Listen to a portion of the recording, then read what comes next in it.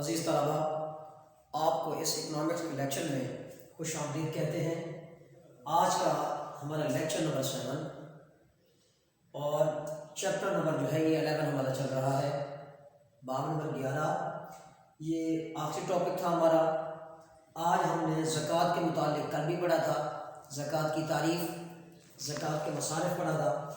آج ہم دیکھتے یہ ہیں کہ زکوٰۃ کی وجہ سے یا نظام عشر کی وجہ سے، انفاق فی سبیل اللہ کی وجہ سے معاشرے پر کیا اثرات مرتب ہوتے ہیں، اور معاشرے میں افراط و تفریط کے جو نظام ہے اس کا خاتمہ کیسے ہوتا ہے، اور معاشرہ اپنی قدروں کو کس قدر مستحکم بنیادوں پر استوار کر کے عوام الناس کی فلاح کے لیے، اس کی بہتری کے لیے اقدام کرتا ہے۔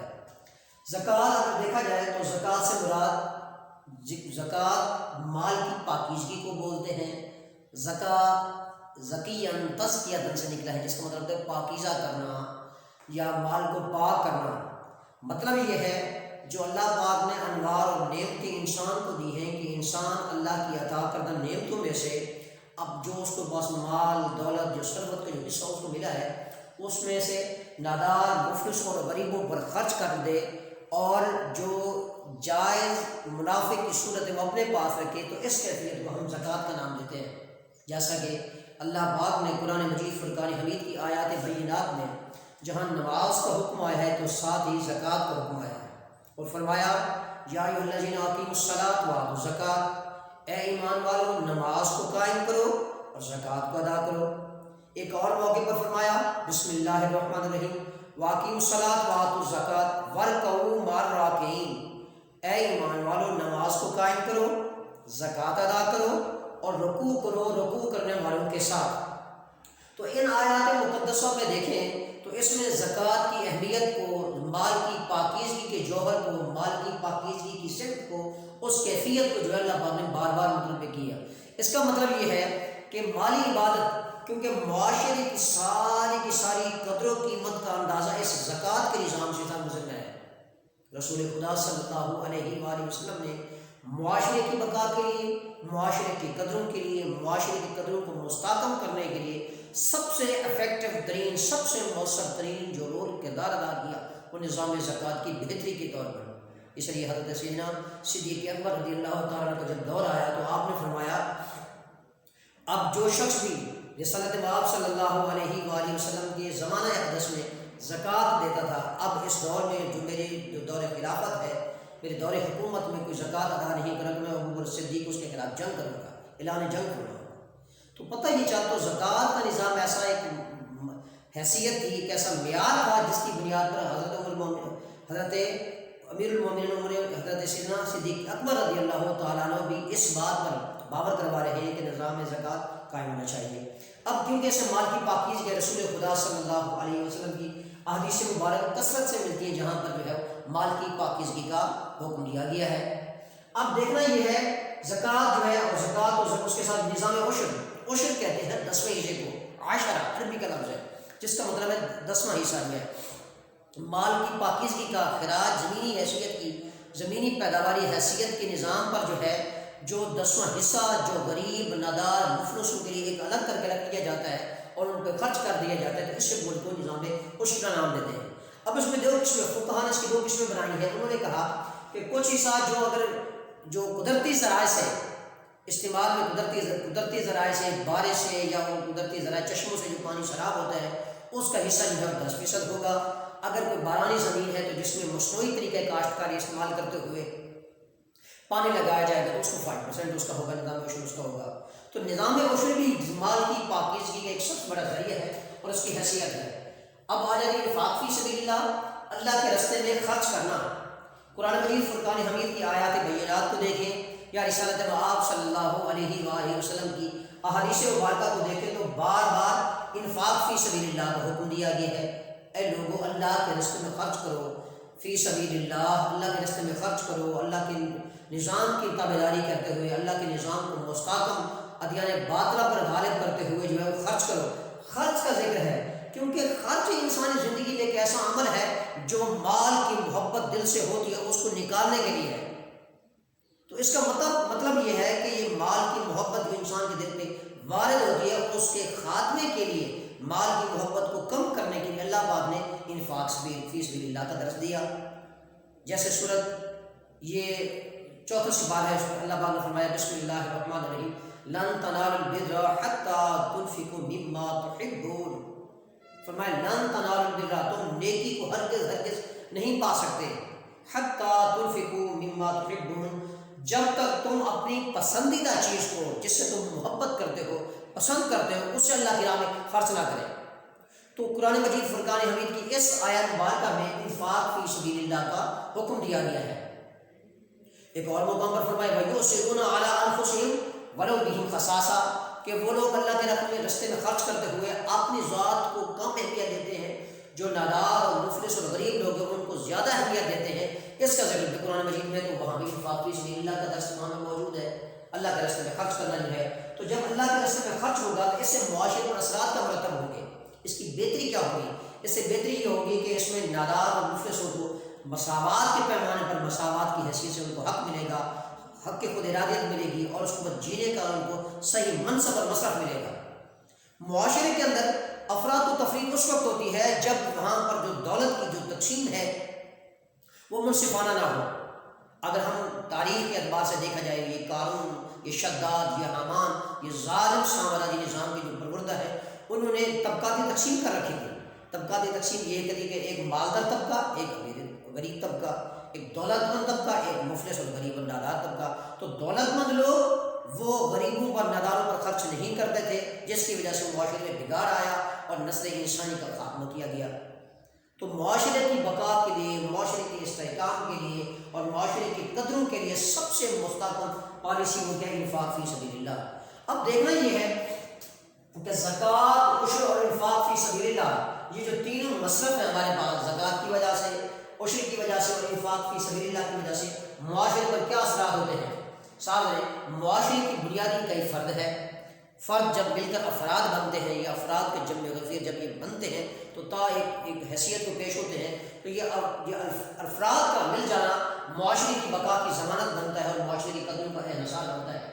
تو زکوٰۃ میں، عشر میں اور انفاق فی سبیل اللہ میں سب سے پہلا اثر، اس کی بنیادی جو اس کی حیثیت ہے، اس کا بنیادی جو مصرف ہے وہ ہے دولت کی منصفانہ تقسیم۔ انصاف پسندی کے پیمانے پر اس کو خرچ کیا جائے، دولت کو، جہاں ان مال و دولت کو صرف سینچنا ہی نہیں ہے، مال و دولت کو صرف مال و دولت کا سام بن کر بیٹھنا نہیں، بلکہ ان سے منصفانہ تقسیم کی ہے۔ اس کا مطلب یہ ہے کہ جو غریب اور نادار اور مفلس ہو گئے ان کے حال پہ ترس کھانا، ان پر خرچ کرنا، یہ اس کی حقیقت بات ہے۔ یہی بات ہے کہ صحابہ کرام رضوان اللہ اجمعین کی حیات طیبہ کو دیکھیں تو ان کی تعلیمات سے ہمیں جو ہے وہ دولت کی منصفانہ تقسیم کا سارا مظہر نظر آتا ہے۔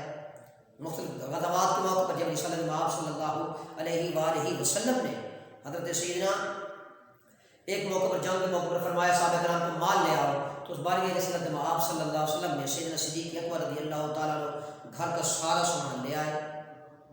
مال کی محبت کے خاتمے کی بات بتا رہا ہوں، اس کو ختم کر دی۔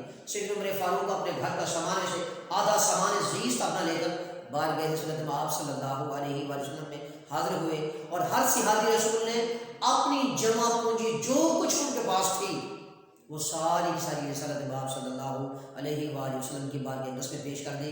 تو جب سرکار دو عالم نے ان کے مال کی بہتات جو راہ فی سبیل اللہ کے راستے میں جہاد کی صورت میں یہ مال کی کیفیت کو دیکھا، تو آپ نے حضرت سیدنا ابوبکر صدیق رضی اللہ تعالیٰ عنہ سے پوچھا، اے ابوبکر بتاؤ تم اپنے گھر والوں کے لیے کیا چھوڑ آئے ہو؟ تو اس پر حضرت سیدنا صدیق اکبر رضی اللہ تعالیٰ نے جواب دیا، یا رسول اللہ، گھر والوں کے لیے اللہ اور اس کا رسول صلی اللہ علیہ وسلم کی ذات اقدس کو چھوڑ کر آئے ہو، جو کچھ میری بساط میں تھا، جو کچھ میری حیثیت تھی، وہ ساری بارگاہ رسالت باغ میں نے آپ کی بارگاہ میں حاضر کر دیا۔ تو وہ اگر مال کی محبت ان کے دل میں ہوتی، دولت کی محبت و تڑپ ان کے دل میں ہوتی، وہ سارا کا سارا مال جو ہے اپنے پاس رکھتے، کبھی بارگاہ رسالت باغ میں لے کر نہ آتے۔ عمر فاروق رضی اللہ تعالیٰ عنہ کی بات سنے تو وہ اپنے گھر کا آدھا سامان لے کر آئے۔ آپ نے جب دیکھا تو انہوں نے کہا، یا رسول اللہ، آدھا گھر والوں کے لیے اور آدھا آپ کی بارگاہ میں لے آئے ہوں۔ یہ حضرت سیدنا عثمان غنی رضی اللہ تعالیٰ عنہ دولت کا ایسا پیکر تھے کہ جب مال و دولت بارگاہ رسالت میں آپ میں پیش کرتے تھے، وہ سونے کے شرفے کا بہت بڑا اللہ اردو کا بارگاہ رسالت میں آپ صلی اللہ علیہ وسلم میں پیش ہوئے۔ تو آپ کی صحابہ کرام کی تعلیمات کو دیکھیں تو اس سے ہمیں دولت کی جو ہے منصفانہ تقسیم نظر آتی ہے۔ دولت کی منصفانہ. تو اسلام بھی ایک ایسا دین فطرت ہے جو دولت کی منصفانہ تقسیم کا قائل ہے، تاکہ نادار، مفلس، تنگدست اور مفروق الحال جو اس دور میں لوگ زندگی بسر کر رہے ہیں، ان کی آسائش کے لیے، ان کی سہولت کے لیے، انہیں ضروریات زندگی پہنچانے کے لیے، وہ مخلوق خدا پر خرچ کرنے کے لیے، تاکہ منصفانہ تقسیم کا حامل ہو اور ایسے معاشرے پر بہتر اثرات مرتب ہوتے ہیں. دوسری بات، جہاں پر زکوٰۃ، عشر اور انفاق فی سبیل اللہ کے معاشرے پر اثرات ہیں، اس میں سے دوسرا اثر اس کا یہ ہے کہ غربت کا خاتمہ ہوتا ہے.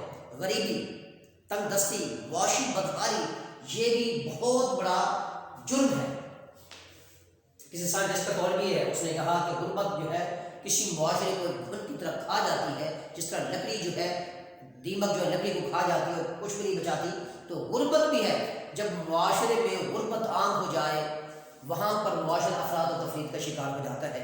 جب غریب تنگ دستی انسان پر مسلط کر دی جائے تو غریبی، ایک اور حدیث مبارکہ بھی ہے، سرکار دو عالم نے فرمایا صلی اللہ علیہ وسلم، آپ نے فرمایا کاد الفقر ان یکون کفرا، او کما قال صلی اللہ علیہ وسلم، آپ نے فرمایا بے شک غریبی جو ہے، تنگ دستی جو ہے، وہ انسان کو کفر کی حد تک لے جاتی ہے. کفر کے معیار تک انسان پہنچ جاتا ہے، انسان کفر کی حالت میں پہنچ جاتا ہے. تو غربت کے خاتمے کے لیے زکوٰۃ اور عشر کا نشان جو ہے غربت کا کیا کرتا ہے، وہ خاتمہ کرتا ہے، تاکہ مال کی محبت، دولت کی طلب، ثروت کی حیثیت اور مال کی افزودگی کی محبت دل سے نکل جائے اور معاشرے پر کیا ہو، بہتر اثرات مرتب ہو، تاکہ غربت نہ رہے، وہاں پر عدل و انصاف کا پیمانہ بھی قائم رہے اور غریب نہ رہے، بلکہ کیا ہے، معاشی لحاظ سے متمول ہو جائے اور ایک اچھا مقام، اچھا وقار، ایک اچھا شہری کی حیثیت سے معاشرے میں کام سر انجام دے سکے. تو غربت کا خاتمہ، تو معاشرے پر جو اثرات ہوتے ہیں اس میں سے غربت کا خاتمہ ہوتا ہے. غریب نہیں رہتا، بلکہ مالی طور پر متمول ہو جاتا ہے اور اس کی زندگی میں بہتری اور اچھائی کا پیشخانہ ہو جاتا ہے. جہاں پر زکوٰۃ، عشر اور انفاق فی سبیل اللہ کے معاشرے پر اثرات ہیں، اس کا ایک اثر اس کا یہ بھی ہوتا ہے کہ بے روزگاری کا علاج. اب بے روزگاری کی مختلف قسمیں ہیں، ایک ہے بے روزگاری، ایک ہے نیم بے روزگاری، ایک ہے مخفی بے روزگاری. بے روزگاری کیا ہے؟ بے روزگاری سے مراد سلیم نے کہا تھا، بے روزگاری یہ ہے کہ جب کسی شخص کو اس کی قابلیت، صلاحیت اور استعداد کے مطابق روزگار میسر نہ آئے تو اس کیفیت کو ہم بے روزگاری کا نام دیتے ہیں. پاواچی، غربت، جب کسی شخص کو اس کی قابلیت، محنت، صلاحیت اور استعداد کے مطابق روزگار کے مواقع میسر نہیں آئیں گے تو اسے کہیں گے بے روزگاری. نیم بے روزگاری کیا ہے؟ ایسی بے روزگاری جہاں لوگوں کو روزگار کے وسائل تو میسر آ رہے ہیں مگر اس لیول کے میسر نہیں آ رہے کہ وہ اس کی حیثیت کو پا سکے. مثال کے طور پر اگر کسی شخص کو 50,000 آمدنی کی جو اس کو معیار ملنا چاہیے، 50,000 کی بجائے اس کو 5,000 مل رہا ہے یا 10,000 مل رہا ہے، تو جو 40,000 کی جو کمی ہے تو یہ منفی بے روزگاری میں یا مخفی بے روزگاری یا نیم بے روزگاری کا اندر استعمال ہوتا ہے. جس طرح جس معیار پر ان کو روزگار کے مواقع ملنے چاہیے تھے مگر صرف کھانا پوری کے طور پر تھوڑی بہت اس کی رمق کے طور پر، تھوڑی بہت اس کو اضافی طور پر جو کچھ مل رہا ہے اس کو کہیں گے نیم بے روزگاری. تو معاشرے پر اثرات کی جو ایک سب سے بڑی کیفیت یہ ہے کہ وہ بے روزگاری کا کیا ہو جاتا ہے، اس پہ علاج ہو جاتا ہے.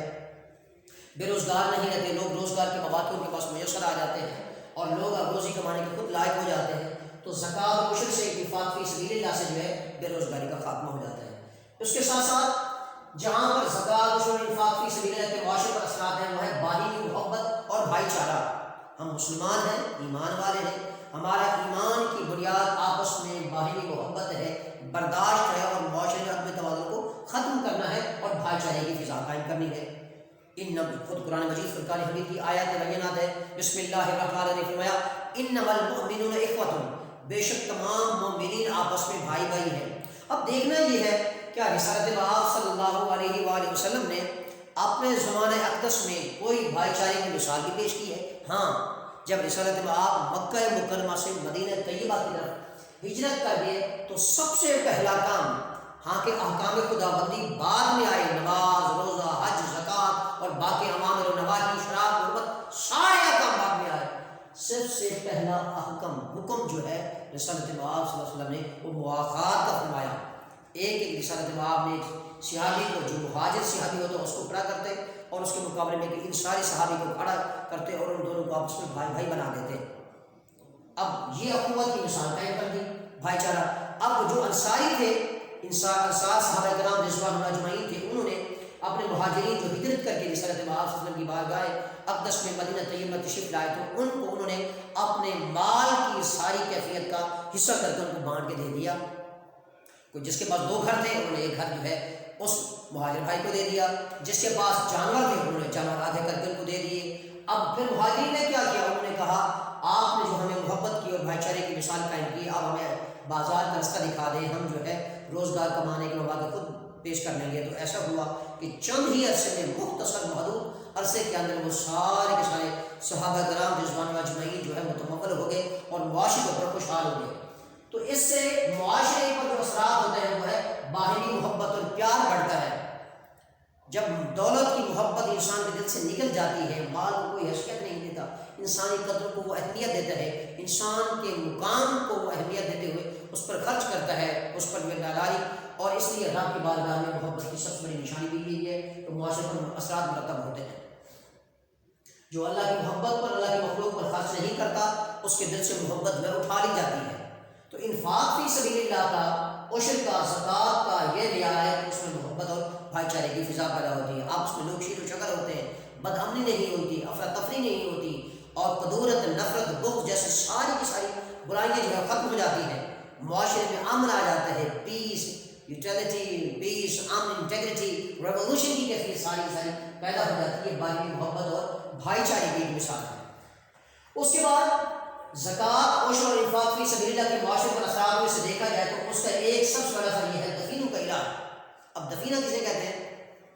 دفینہ یہ ہے کہ لوگ اپنے ذاتی حصار میں مال، جائیداد اور سونا چاندی کو چھپا کے رکھیں اور ضروریات زندگی پر خرچ نہ کریں، اس کیفیت کو دفینہ کہتے ہیں.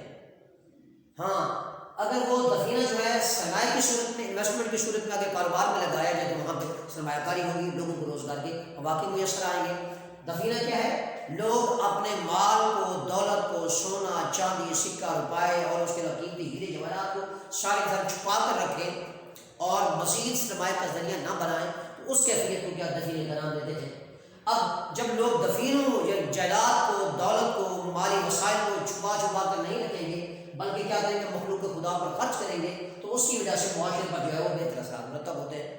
تو دفینوں کے علاج کا سب سے بڑا طریقہ یہی ہے کہ وہ اللہ کی راہ میں خرچ کریں، عشر کے نکاح اور زکوٰۃ کے نظام کو جو ہے قائم کریں. اب سرمایہ کا طریقہ کہ سرمایہ کاری کیا ہے؟ دفینہ جب سرمایہ بنتا ہے، سرمایہ سے سرمایہ کاری بنتا ہے. سرمایہ سے مراد بھی یہی ہے کہ دولت کا وہ حصہ جو مزید دولت استعمال کرنے کے لیے، دولت پیدا کرنے کے لیے استعمال میں لایا جاتا ہے، اسے سرمایہ کا نام دیتے ہیں. سرمایہ کرنے سے لوگوں کو روزگار کے مواقع میسر آتے ہیں. کوئی انسان کاروبار کرتا ہے، اس کاروبار کے لیٹ جتنے لوگ بھی اس میں شامل ہوتے چلے جاتے ہیں، انہیں آمدنی کے وافر ذرائع ان کو میسر آتے چلے جاتے ہیں. تو دفینوں کا علاج اس میں ہو جاتا ہے. تو زکوٰۃ، عشر اور انفاق فی سبیل اللہ کے معاشرے پر اثرات کی سب سے بڑی نشانی ہے کہ دفینوں کا علاج ہو جاتا ہے. اس کے بعد فضول خرچی کی حوصلہ شکنی.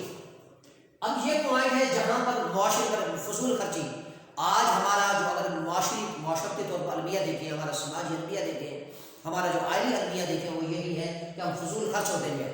لوگ اپنے نمود و نمائش پر، ظاہری دکھلاوے پر، فیشن پر، رسم و رواج کی پرستی پر جو خرچ کرتے ہوئے نظر آتے ہیں. فضول خرچیاں کرتے ہیں وہ، جہاں مصرف کا جو صحیح مقصد ہے اس پر خرچ نہیں کرتے. وہ نادار مفلسوں پر خرچ نہیں کرتے بلکہ بے حیائی، بیکاری، برائی کے جو لوازمات ہیں ان پر خرچ کرتے ہوئے نظر آتے ہیں. تو جو فضول خرچی ہے، اسلام کو ایسا دین فطرت جو فضول خرچی کی بھی جو ہے اس کو فضول خرچی سے بھی منع کرتا ہے اور اس کو کنجوسی سے بھی منع کرتا ہے.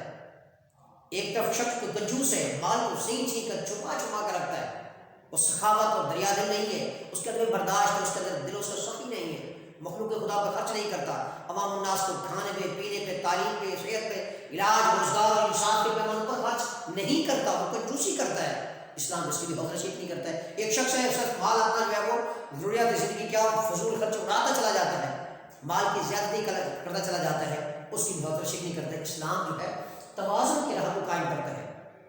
اب میں آپ کو بتاؤں، رسالت مآب صلی اللہ علیہ وسلم کے زمانے اقدس میں ایک شخص آیا، وہ بڑا کنجوس تھا اور اس نے پھٹے پرانے کپڑے پہنے ہوئے تھے اور اس کے کپڑوں پر جگہ جگہ پیمند تھے اور اس کا لباس کو اتنی اچھائی کی اہمیت اور صاف ستھرا بھی نہیں تھا. جب رسالت مآب صلی اللہ علیہ وسلم نے آپ نے اس کو دیکھا تو آپ نے فرمایا، کیا تیرے پاس مال نہیں ہے؟ تیرے پاس وسائل زندگی نہیں ہے، انسانی وسائل تیرے پاس موجود نہیں ہے جو اپنے تن اور اپنے لباس کی حیثیت کا دے سکے۔ اس نے بار بار حضرت آپ صلی اللہ علیہ وسلم نے عرض کی، یا رسول اللہ علیہ وسلم، میرے پاس اللہ کا دیا وہ سب کچھ ہے، میرے پاس وسائل موجود ہیں، اس میں میرے پاس کوئی کمی نہیں ہے۔ تو جو سرکار دو عالم نے یہ سنا تو آپ صلی اللہ علیہ وسلم نے فرمایا، اللہ پاک نے جو تجھے مال دیا ہے اس مال کی حیثیت کو تیرے تن بدن پر اللہ پاک دیکھنا چاہتا ہے۔ تجھے اللہ پاک نے وسائل دی ہیں، فضول خرچی نہ کر، کم از کم اس کے عطا کردہ نعمت کا کچھ نہ کچھ لہجہ اور کیفیت تیرے بدن پہ نظر تو آنی چاہیے، تو اس کا اظہار تو کر۔ مطلب یہ ہے کہ ان کپڑوں پٹے بنانے لباس جو لحیف کمزور اور یہ سارے لباس اس کو ختم کر، بلکہ اچھا پہناوا پہن جو معاشرے میں تیرے اسٹیٹس کو قائم کرے، تیری عزت کو، تیرے مکان کو، تیری شان وہ قائم کرے، اس کیفیت کا پیمانہ بنا۔ ایک اور صحابی رسول ہے، اس نے فضول خرچی کر رکھی تھی، سرکار نے فرمایا نہیں، ایسا نہیں ہے، فضول خرچی سے منع فرما دیا۔ تو اسلام ایک ایسا دین فطرت ہے جو توازن کے علاوہ فضول خرچی کی ممانعت کرتا ہے، اس کی حوصلہ شکنی کرتا ہے۔ جہاں غلط بے راہ روی، برے کام، فسادات، بری رسم، برے رواج اور برے طریقے کار زندگی کا جو خرچ ہوتا ہے اس کی حوصلہ شکنی کا کیا کرتا ہے اسلام ہمیشہ اس بات پہ زور دیتا ہے کہ نیکی، اچھائی اور مخلوق خدا کی بہتری، زکوٰۃ اور شکر انفاق فی سبیل اللہ کے معاشرے میں بہتر نظام کی حیثیت کو اس پہ کیا کر سکے، اس پر خرچ کر سکے، یہ ہے۔ اس کے بعد دوسری اگر حیثیت کو دیکھا جائے تو سرمایہ کی گردش، زر کی تخلیق کا معیار بھی یہی تھا، اور جب معاشرے میں سرمایہ کی گردش ہوتی رہتی ہے تو اس سے انفاق فی سبیل اللہ کے معاشرے میں بہتر اثرات مرتب ہوتے ہیں۔ دولت کی گردش کرنا، زر کی تخلیق کرنا، دولت جو ہے وہ چند ہاتھ میں منتقل نہ ہو جائے، اجارہ دار تاجر جو لوگ ہیں وہ اپنے مال و دولت کو صرف اپنی ذات تک محدود نہ رہے، کہیں امیر تر نہ ہو جائے اور غریب تر نہ ہو جائے، تو سرمایہ کی گردش کا طریقہ اختیار کرتا ہے۔ دیکھ لیں جب انفاق فی سبیل اللہ کوئی خرچ کرتا ہے تو آپ نے ایک خاص منافع کی شرح اپنے پاس رکھتا ہے، باقی جو غریب و نادار اور مفت کے اوپر خرچ کر دیتا ہے تو وہ اپنے ضروریات زندگی کی چیزیں جا کے لیتے ہیں، تو کاروباری حضرات کے پاس پیسہ چلا جاتا ہے۔ تو قومی آمدنی کا مرکز و محور بھی یہی تھا، دو عوامل تھے، ایک عوام تھا اور کاروباری ادارے تھے۔ عوام الناس اب اپنے مال کی حیثیت کے پیش نظر کاروباری اداروں کے پاس جاتے تھے، کاروباری ادارے بھی کیا کرتے تھے، وہ اپنی چیزوں کی پیداوار کر کے پھر عوام الناس کے لیے پیش کرتے تھے، تو ایک پورا کا پورا ایک سلطر پیش ہوتا تھا، اس کو سرمایہ کی گردش کا نام دیتے ہیں۔ جتنی سرمایہ کی گردش، انویسٹمنٹ کے ذرائع ہوں گے، زر کی تخلیق ہوگی، زر کے بہتر مواقع ہوں گے، تو اس سے معاشرہ جو ہے وہ کیا کرے گا، مثبت اثرات مرتب ہوں گے۔ اگر سرمایہ کی گردش نہیں ہوگی، دولت جو ہے وہ چند ہاتھوں میں مرتکز ہو جائے گی، لوگ اپنے دفین کی شکل میں رکھیں گے، پیسے کو چھپا کے رکھیں گے اور پیسے کو دکھاوا نہیں، پیسے کو پیش نہیں کریں گے، غریب و نداروں پر خرچ نہیں کریں گے، تو سرمایہ کی گردش رک جائے گی۔ جتنی سرمایہ کاری کے مواقع میسر آئیں گے اتنا معاشرے میں بہتر اثرات ہوتے ہیں۔ اس لیے اسلام جو ہے وہ انٹرسٹ کو اہمیت نہیں دیتا بلکہ سرمایہ کاری کو زیادہ اہمیت دیتا ہے، سرمایہ لگانے کو۔ اس لیے تو یہی تو پیغام تو مزاحمت بھی ہے، مزاحمت۔ اب آپ کہیں گے مزاحمت کیا ہے؟ مزاحمت سے مراد یہ ہے کہ ایک شخص اپنے مال کو، دولت کو کسی ایسے شخص کو دیتا ہے کہ اس کے پاس صلاحیت زیادہ ہے، مستعدی زیادہ ہے، اس میں کام کرنے کا جذبہ زیادہ ہے، اس کی ورتھ زیادہ ہے، اس کی انٹیگریٹی اپروچ زیادہ ہے، اس کی مینٹلٹی اپروچ زیادہ ہے کہ وہ زیادہ سے زیادہ کیا کر سکتے ہیں، کاروبار میں پیسہ لگا کر منافع حاصل کر سکتے ہیں۔ تو ایک شخص کی دولت، ایک شخص کا پیسہ، دوسری کی محنت، یہ دونوں نفع نقصان میں دونوں شریک ہو جاتے ہیں، اس کیفیت کو مشارکت کا نام دیتے ہیں۔ مشارکت کیا ہے؟ مشارکت میں ایک شخص کا جتنی مقدار میں اس نے پیسہ لگایا اور دوسرے شخص نے اتنی مقدار میں پیسہ لگایا، تو دونوں کے پیسوں کا توازن اور ان کے نفع نقصان کی ساری شرائط کھاتے اور ان کے دونوں کی کیفیت دونوں مل جائے گی، تو اسے ہم نام دیتے ہیں مشارکت کا۔ اسلام ایک ایسا دین فطرت ہے جو سرمایہ کی گردش کا حکم دیتا ہے، سرمایہ کاری کا حکم دیتا ہے، دفینوں کا ذکر نہیں کرتا۔ اس سرمایہ کاری کے مواقع جتنے میسر آئیں گے وہاں غریب، نادار اور مفلس پر زیادہ خرچ ہو جائے گا اور اس کے مواقع بھی زیادہ میسر آئیں گے۔ اور اس کے بعد سرمایہ کاری کے مواقع، اس کا ایک فائدہ یہ ہوتا ہے معاشرے پر اثرات کی جو بہتر صورت جو ہے وہ یہی ہے، زکوٰۃ کے عشر اور انفاق فی سبیل اللہ کو سرمایہ کاری کے مواقع میسر آتے ہیں، لوگ کاروبار کرتے ہیں۔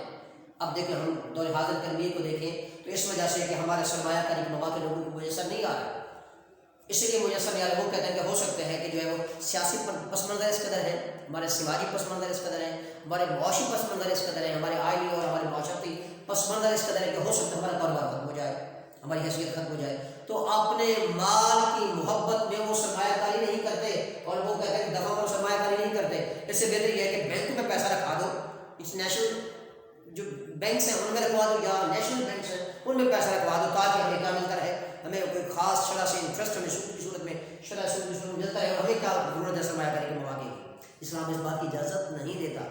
وہ کہتا ہے اگر تم چاہتے ہو زکوٰۃ، عشر و انفاق فی سبیل اللہ کا معاشرے میں بہتر مقام ہو، بہتر حیثیت ہو، اس کے لیے چاہیے کہ سرمایہ کاری کے مواقع میسر آنے چاہیے، لوگ سرمایہ کاری کریں، انویسٹمنٹ کریں۔ جب جس کاروباری تشکیل میں، کاروباری حیثیت میں، کاروباری عناصر میں جتنے لوگ اس میں شامل ہوتے چلے جائیں گے، اتنا ان کی حیثیت میں اضافہ ہوتا چلا جائے گا اور ان کی قابلیت میں اضافہ ہوگا۔ اس سے جو ہے وہ معاشرے پر بہتر تخلیقی اور معاشرے کے قدروں میں استحکامی بنیادوں پر ہمیشہ جو فیصلہ ہوتا ہے اور اس کے طریقہ کار میں بہتری آتی ہے۔ جہاں زکوٰۃ، عشر اور انفاق فی سبیل اللہ کا مقام ہے، وہاں اس کا ایک طریقہ معیشت کا پھیلاؤ ہے۔ معیشت پھیلتی ہے، معیشت میں استحکام آتا ہے، معاشی ریاست ملک ترقی کرتا ہے، اور اس کی جو معیشت کے اندر جتنے بھی لوازمات وہ پورے کے پورے ادا ہوتے ہیں۔ ساتھ معاشرے کی بقا، معاشرے کی ضمانت، معاشرے کی ترقی کا انحصار بھی معیشت کے پھیلاؤ پر ہے۔ جتنی معیشت میں تنگ ہوگی، بدحالی ہوگی، برے حالات ہوں گے، قرضوں کی حیثیت زیادہ ہوگی، انویسٹمنٹ کے ذرائع میسر نہیں آئیں گے، تو اس وجہ سے معاشرہ افراد و تفرید کا شکار ہو جائے گا۔ تو اگر ہم نے زکوٰۃ، عشر و انفاق فی سبیل اللہ کے معاشرے میں بہتر مقام دیکھنے ہیں، بہتر حیثیت دیکھنی ہے، تو ہم کیا کریں، معیشت کو پھیلانا ہے اور معیشت کے لوازمات کو لوگوں کے لیے آسانیاں پیدا کرنی ہے، مخلوق خدا کے لیے بہتری کے لوازمات پیدا کرنے ہیں، جس سے معاشرہ پھر کیا کرتا ہے، ترقی کرتا ہے۔ اگر معیشت کا پھیلاؤ نہیں ہے، معیشت کی بہتری نہیں ہے، معیشت کے بہتر مواقع لوگوں کو میسر نہیں آ رہے، تو معاشرہ جو ہے وہ زوال کی طرف چلا جائے گا۔ تو الحمدللہ ہمارا یہ ٹاپک جو ہے جو زکوٰۃ والا یہ مکمل ہوا۔ ہم نے زکوٰۃ کی تعریف پڑھی، نظام عشر کو دیکھا، اور اس کے بعد انفاق فی سبیل اللہ کی تعریف اور اس کے لوازمات کو دیکھا کہ زکوٰۃ، عشر اور انفاق فی سبیل اللہ کے معاشرے پر کیا اثرات مرتب ہوتے ہیں، اس سے معاشرے میں کس قدر خوشنودی، اللہ کی رضا کے لیے خوشنودی حاصل ہوتی ہے، لوگوں کی طرز زندگی میں کیسی تبدیلی آتی ہے، اور لوگ کس قدر خوشحال ہو جاتے ہیں جب مخلوق خدا خوشحال ہو جاتی ہے۔ اس سے اللہ پاک کی ذات بھی راضی ہوتی ہے۔ جتنی مخلوق خدا تنگ دست، معاشی لحاظ سے بدحال ہوتی ہے، بری ہوتی ہے، اتنا مخلوق خدا جو ہے اللہ پاک کی ذات سے جو ہے وہ ناراض ہوتی ہے۔ اور خود حدیث مبارکہ سرکار دو عالم صلی اللہ علیہ وسلم کی حدیث مبارکہ ہے، سرکار دو عالم نے فرمایا کہ بنی اسرائیل کا ایک شخص تھا، میں بتا رہا تھا آپ کو کہ انفاق فی سبیل اللہ کی، اللہ کی مخلوق کی بہتری چاہنے میں اس پر خرچ کرنے میں کتنا ہے۔ بنی اسرائیل کا ایک شخص تھا، بڑا عبادت گزار تھا۔ اب وہ بڑا عبادت گزار تھا تو اس کی طریقہ کار یہ تھا کہ اس جہاں وہ عبادت کرتا تھا اس کے سامنے ایک بہت بڑا پہاڑ تھا، اس پہاڑ کے نیچے اس نے ڈیرا لگا رکھا تھا، مخلوق اوپر چڑھتی تھی، پھر نیچے اترتی تھی، پھر چڑھتی پھر نیچے اترتی تھی۔ لیکن اس نے کہہ دیا اے پروردگار، اگر اس کو پہاڑ کو پیدا نہ کرتا تو کتنا اچھا ہوتا۔ تو اللہ پاک کو اس کی یہ بات پسند آئی، اللہ پاک نے فرمایا کہ میں نے تیری ساری زندگی کی عبادت ہے وہ رد کر دی ہے۔ اس نے بارگاہ الہی میں عرض کی کہ مولا، جب تو نے میرے جسم کو جہنم کے لائق بنا ہی دیا ہے تو ایسا کر کہ میرا جہنم میں صرف میرا ہی جسم جائے، باقی سارے کے سارے جسم جو ہے وہ جنت میں منتقل ہو جائے۔ تو اللہ پاک نے اس سے پوچھا، فرشتے کے ذریعے سے پوچھوایا، پوچھو وہ کیوں اس نے ایسا کہا۔ اس نے کہا پروردگار، میں تیری مخلوق کی بہتری چاہتا تھا، تیری مخلوق کے ساتھ محبت کرتا تھا، تیری مخلوق کو نہیں چاہتا تھا کہ تیری مخلوق تنگ ہو۔ تو جو پہاڑ کے بارے میں نے جملہ بولا تھا کہ پروردگار اس پہاڑ کو پیدا نہ کرتا تو کتنا اچھا ہوتا ہے، تیری مخلوق چڑھتی تھی پھر نیچے اترتی تھی، پھر چڑھتی تھی نیچے اترتی، تو مخلوق خدا کی بہتری کی وجہ سے میں نے کہا تھا۔ اب جب میں نے یہ کہا کہ میرے جسم کو اتنا وسیع کر دے اور میرے جسم کو جہنم کا ذریعہ بنا، باقی سارے انسان کو جنت میں منتقل کر دے، اس میں بھی تیری مخلوق کی بہتری تھی، میں نہیں چاہتا تھا کہ میرے جسم کے ساتھ کوئی اور جسم جہنم میں جائے۔ تو اللہ پاک کو اس کی یہ بات بہت پسند آئی کہ میری مخلوق کے لیے، میرے معاشرے میں رہنے والے میرے بندوں کے لیے اتنی محبت اور خوشنودی کا یہ ذریعہ رکھنا ہے، تو میں نے اس کی سارے گناہ معاف کر دیے اور اس کو میں نے جنت میں ٹھکانہ اس کا بنا دیا ہے۔ تو دیکھا پیارے بچوں کہ اس میں جو مخلوق خدا کی بہتری چاہتا ہے، انفاق فی سبیل اللہ کرتا ہے، اللہ کی مخلوق کی بہتری کے لوازمات پیش کرتا ہے، اس سے معاشرے میں ہمیشہ استحکام بنیادیں ہوتی ہیں، معاشرہ قائم رہتا ہے، معاشرے کی قدریں مضبوط سے مضبوط تر ہوتی چلی جاتی ہیں اور معاشرے پر اچھے اثرات مرتب، بہت بہتر اثرات مرتب ہوتے ہیں۔ جہاں پر معاشرے میں افراد و تفرید ہوتی ہے، تنگ دستی ہوتی ہے، معاشی بدحالی ہوتی ہے، معاشرہ قائم نہیں کر سکتا۔ اس لیے حضرت سیدنا علی المرتضیٰ علیہ السلام رضی اللہ تعالیٰ عنہ کا فرمان علی شان، آپ نے فرمایا کفر پر تو معاشرہ قائم رہ سکتا ہے مگر ناانصافی کے نظام پر معاشرہ کبھی قائم نہیں رہ سکتا۔ ناانصافی کہاں جنم لیتی ہے؟ جب مال کی محبت زیادہ آتی ہے، دولت کی محبت زیادہ آتی ہے، مال و حشمت کی محبت زیادہ آتی ہے، تو وہاں ناانصافی جنم لیتی ہے۔ تو ناانصافی کے خاتمے کے لیے سب سے بڑا بہترین اور طریقہ یہ ہے کہ زکوٰۃ، عشر اور انفاق فی سبیل اللہ کو اللہ کے راستے میں خرچ کیا جائے، تاکہ مخلوق خدا کی بہتری کے لوازمات ہوں، برائی کے راستے کو چھوڑ دیا جائے اور معاشرے پر بہتر اخلاق مرتب ہو۔ الحمدللہ ہم نے اس چیپٹر کا اختتام کیا۔ اس میں کسی قسم کا آپ کو ابہام ہو، کوئی تشکیک ہو، تو آپ ہم سے رابطہ کر سکتے ہیں۔ اللہ پاک ہم سب کا حامی و ناصر ہو۔ بہت شکریہ۔ والسلام علیکم ورحمۃ اللہ۔